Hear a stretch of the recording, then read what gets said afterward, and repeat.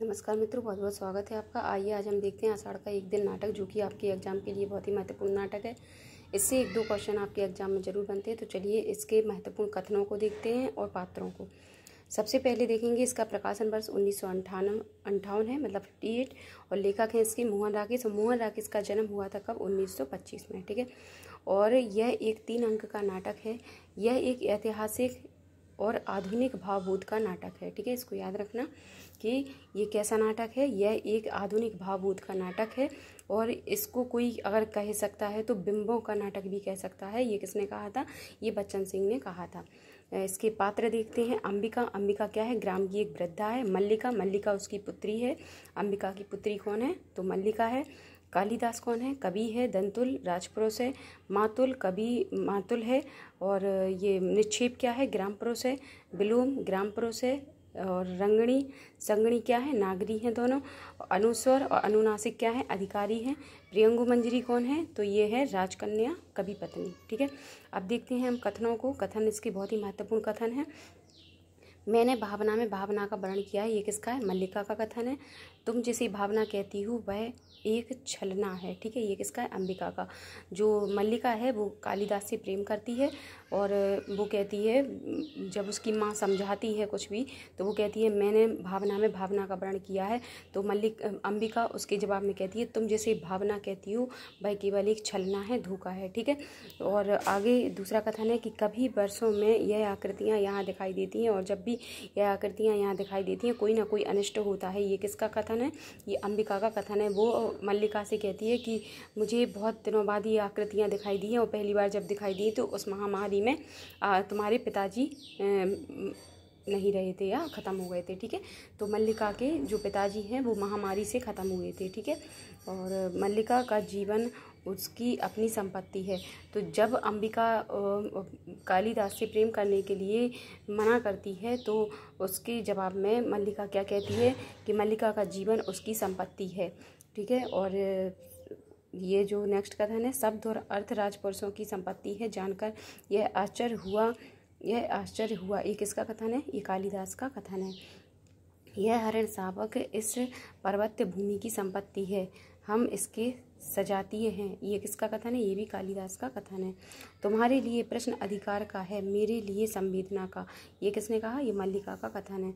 उज्जैनी की राजसभा का प्रत्येक व्यक्ति ऋतु संहार के कवि कालिदास को जानता है, सम्राट ने स्वयं प्रशंसा की है ये, और इसलिए बर्रुचि उज्जैनी से यहाँ आए हैं। ये किसका कथन है? ये दंतुल का कथन है। वह व्यक्ति आत्मसीमित है। ये किसने कहा था? अंबिका ने कहा था। जब वो कहती है ना मल्लिका कि ये बहुत अच्छा है और ये साहित्य से प्रेम करता है या रचना है, देखो उसकी कितनी ख्याति हो रही है, या फिर उसको राजा ने उसकी प्रशंसा की है, बुलाया है। तो अंबिका क्या कहती है? वह व्यक्ति आत्मसीमित है, उसको दुनियादारी से कोई मतलब नहीं है, उसको अपने आप से मतलब है। ये किसका कथन है? अंबिका का कथन है। किस संबंध से बचने के लिए अभाव जितना बड़ा कारण होता है, अभाव की पूर्ति उससे बड़ा कारण बन जाती है, ठीक है। ये अंबिका का कथन है, बहुत ही इंपॉर्टेंट कथन है कि किसी संबंध से बचने के लिए अभाव जितना बड़ा कारण होता है, अभाव की पूर्ति उससे बड़ा कारण बन जाती है। ये अंबिका का कथन है, ठीक है। नेक्स्ट कथन है कि मैं आज सारी ग्राम में घोषणा करने जा रहा हूँ कि इस कालिदास नामधारी जीव से मेरा कोई संबंध नहीं है। मातुल ये कथन कहता है, ये बात कहता है। मातुल क्यों कहता है? क्योंकि जब वहाँ से उज्जैनी से जो बर्रुचि हैं या फिर जो मंत्री वगैरह हैं उनको लेने आते हैं, किसको? कालिदास को। बुझाने से इनकार कर देता है। तो फिर मातुल क्या कहता है कि मैं आज इससे रिश्ता ख़त्म कर रहा हूँ, ठीक है। किसका कथन है? तो मातुल का कथन है। नेक्स्ट कथन है, ना जाने इतने बड़े आचार्य को इसकी कविता में क्या विशेषता दिखाई देती है, इसको सामान्य लोक व्यवहार तक का तो ज्ञान नहीं। ये किसका है? ये भी मातुल का कथन है। योग्यता 1/4 व्यक्तित्व का निर्माण करती है, शेष पूर्ति पद प्रतिष्ठा द्वारा होती है। ये निक्षेप का कथन है, बहुत ही इंपॉर्टेंट कथन है, ये जरूर आप याद कर लेना। योग्यता 1/4 व्यक्तित्व का निर्माण करती है, शेष पूर्ति पद प्रतिष्ठा द्वारा होती है। ये निक्षेप का कथन है। छंदों का अभ्यास मेरी प्रति नहीं, ये विलोम का कथन है। विलोम जो है वो क्या है? जो ये भी मल्लिका को पसंद करता है, ठीक है। और अंत में मल्लिका इसी के साथ रहने भी लगती है, किसके साथ, ब्लूम के साथ।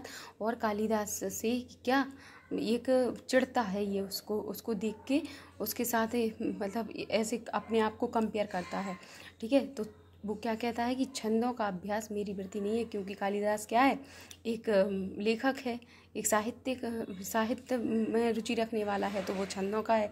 तो छंदों का अभ्यास मेरी वृत्ति नहीं है, किसका कथन है, ये ब्लूम का कथन है। ब्लूम क्या है, एक असफल कालिदास और कालिदास एक सफल ब्लूम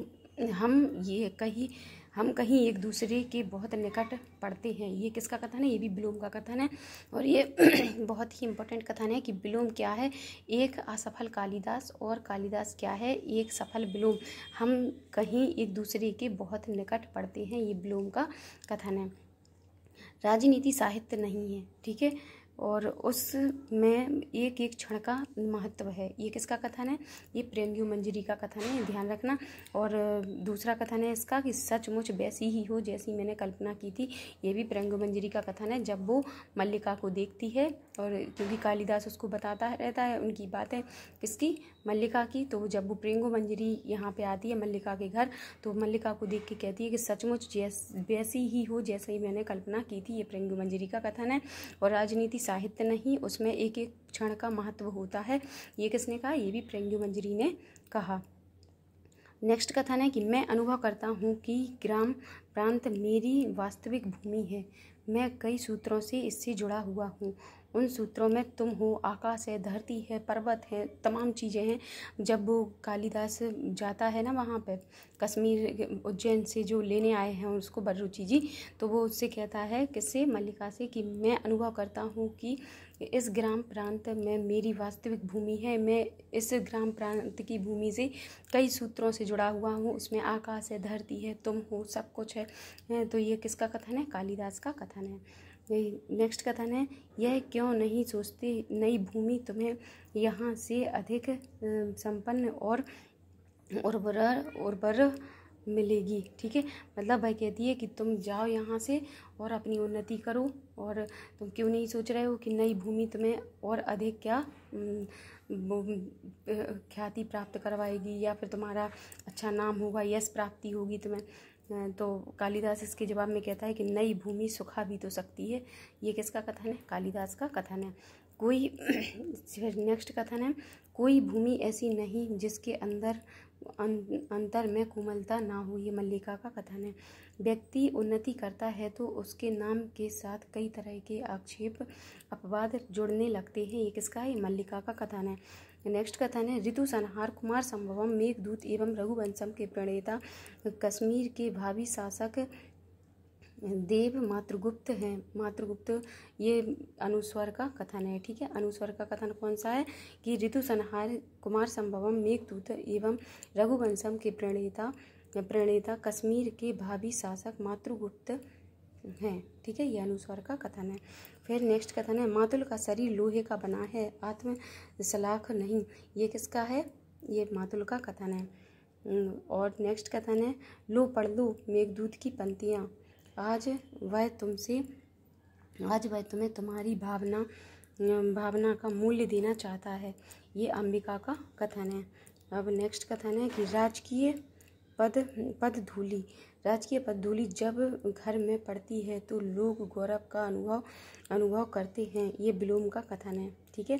कि जब राजकीय पगधूलि है, मतलब जो राजकाज वाले लोग हैं, अगर घर में आते हैं तो उन्हें बहुत बड़ा क्या होता है, बहुत गौरव महसूस होता है, क्योंकि ब्लूम तो चिढ़ता है उससे, और ब्लूम क्या है, एक ग्राम पुरुष है, तो वह उसी के उसमें कहता है, व्यंग करता है कि राजकीय पगधूलि जब घर में पड़ती है तो लोग गौरव का महसूस या अनुभव करते हैं, ये ब्लूम का कथन है।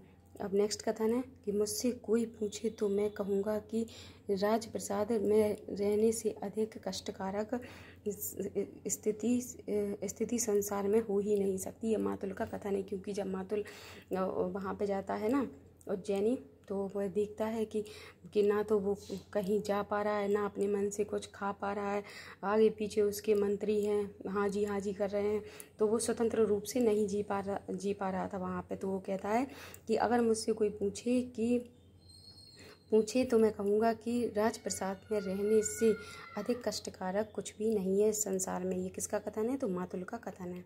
फिर नेक्स्ट कथन है कि वही आषाढ़ का दिन है, उसी तरह मेघ गरज रहे हैं किंतु। ये किसका कथन है? मल्लिका का कथन है। मल्लिका का कथन है, जब वो तीसरे अंक में आती है तो वह कहती है कि वही आषाढ़ का दिन है, सब कुछ वही है, लेकिन किंतु मतलब कालिदास नहीं है। अब नेक्स्ट कथन है, मैंने नहीं सोचा था कि यह घर कभी मुझे अपरिचित भी लग सकता है। ये कालिदास का कथन है। जब वो अंत में मल्लिका के पास आता है और मल्लिका को देखता है तो वो और घर को देखता है तो उसके मन में क्या ख्याल आता है कि मैंने कभी नहीं सोचा था कि यह घर भी मुझे कभी अपरिचित लगेगा। ये मतलब राजकाज सब छोड़ के आ जाता है कौन? कालिदास। और जब वो देखता है कि उसका विवाह या फिर वो रहने लगी है विलोम के साथ, तब वह उसको छोड़ के चला जाता है। तो ये थी मल्लिका की और कालिदास की प्रेम कहानी, छोटी सी। आषाढ़ का एक दिन नाटक है, ये बहुत ही अच्छा नाटक है। आप जब भी इसको पढ़ोगे तो आपके अंदर एक भावुकता आ जाएगी और आप इसको ज़रूर अच्छे से पढ़िएगा, याद करिएगा। वीडियो अच्छी लगी तो शेयर ज़रूर करना। Thank you so much.